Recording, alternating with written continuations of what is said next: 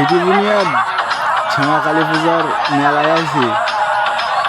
ভাই আব্দু ধরেছে ধোয়া বিস্কুট খাবে।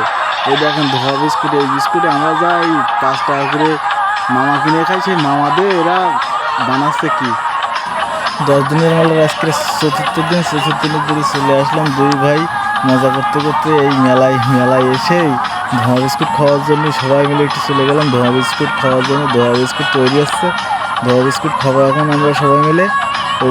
কী হবে কী দেখি করে মাথায় ঢোকে না এই আসলে এই জিনিসটা কি। প্রথমে ভাইকে দিয়ে শুরু, ভাই চালাচ্ছে তখন দেখি কী করে। ভাই কিরকম লাগতেছে একটু বলো।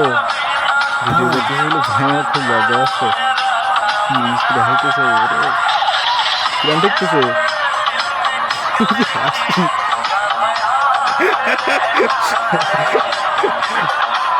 ভাই ফিলিংস দেখে মনে হচ্ছে যে খুব মজা পাচ্ছে সে।